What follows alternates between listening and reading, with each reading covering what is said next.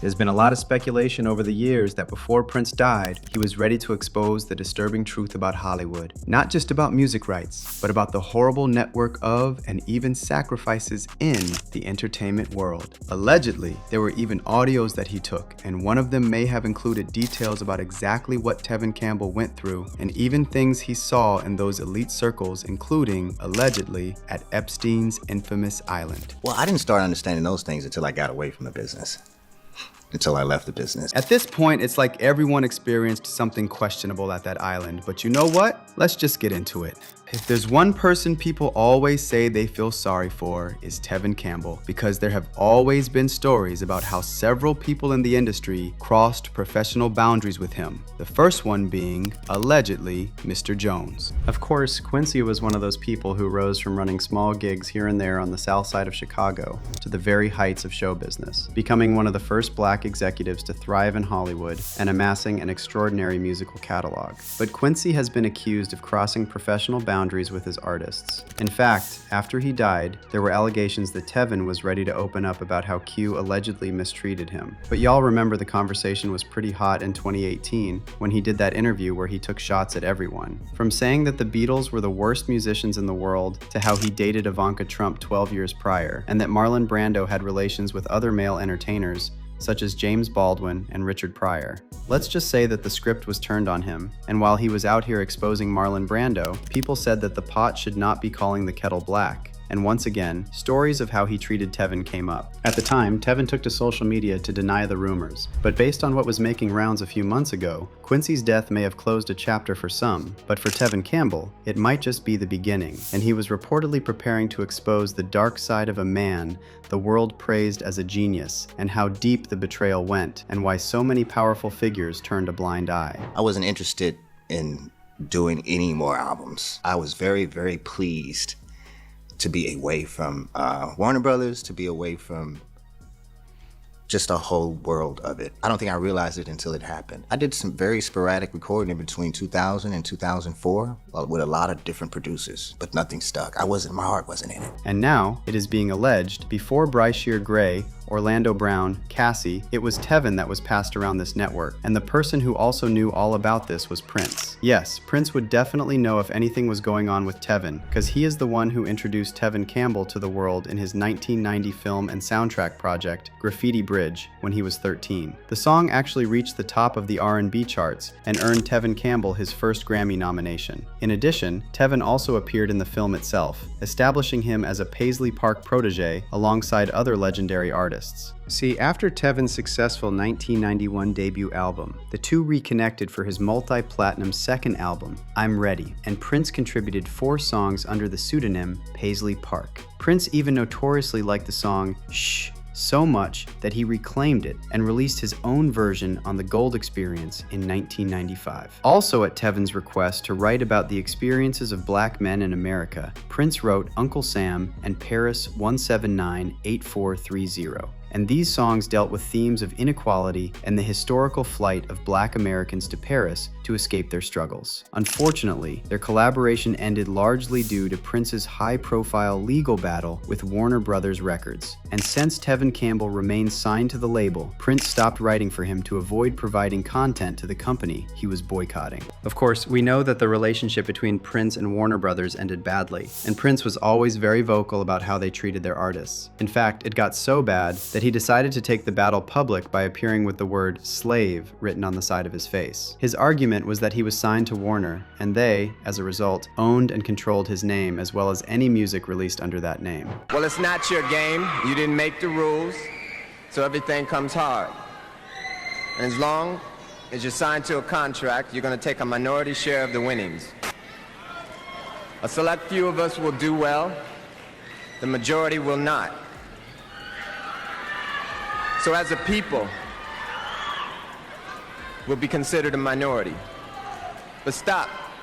Let's take a moment and look at yourselves. There's nothing minor about you. You are a blessed people. You're the most talented on earth, and you are still grateful. That is why upon winning in their game, you always thank God. Tonight I would like to ask one favor of you. Imagine what we'll all be like in our own game. Peace and love for one another.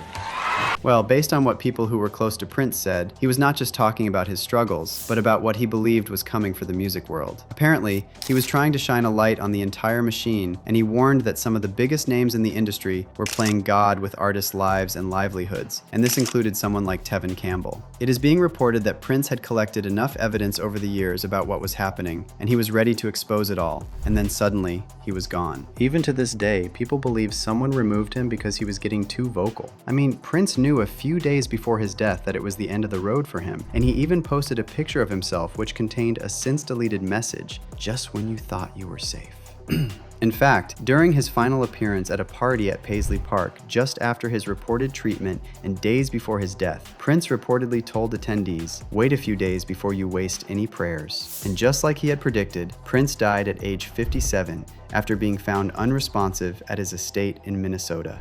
At the time, health officials determined Prince died of an accidental OD after unknowingly taking counterfeit Vicodin laced with the highly potent synthetic opioid. But it never made sense that clean-living Prince died of an OD, and several people even said this. Did he have health problems? That I don't know, right? What I know is that he was really health conscious. He was a vegan. He didn't abuse alcohol. I didn't know of him abusing drugs.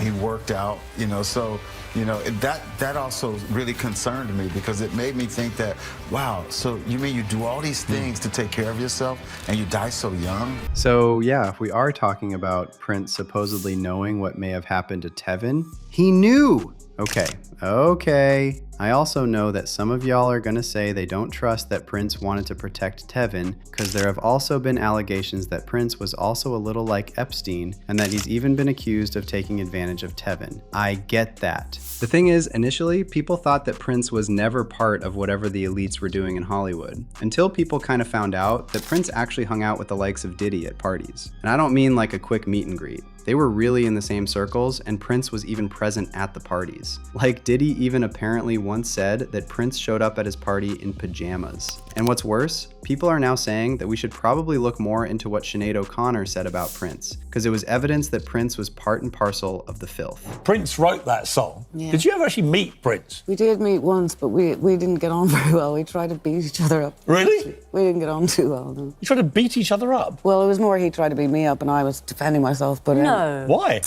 Because Hang on, that doesn't sound like a joke. That sounds serious. Oh, it's not a joke, no. It's not a joke at all. It was a very frightening experience, actually.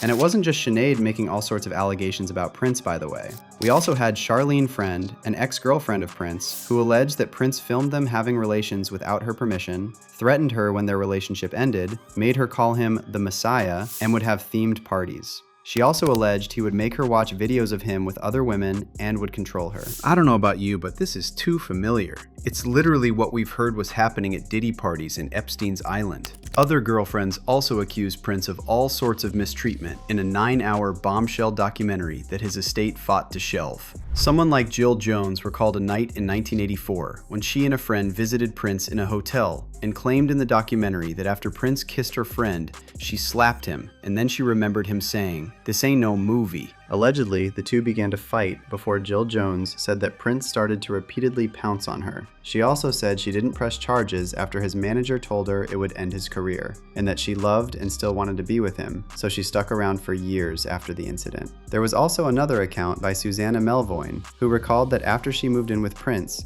he inspected her phone calls and was prevented from leaving their home. Basically, the allegation has always been that Prince may have been guilty of the things he's been accused of, but we can all agree that something definitely happened to Tevin that pushed him away from the industry. Who knows? Maybe it's true that he may also have witnessed some very questionable things at Epstein's Island. But whether or not Prince was also part of the filth, I'ma leave y'all to be the judge of that. But let me know what you think in the comment section below.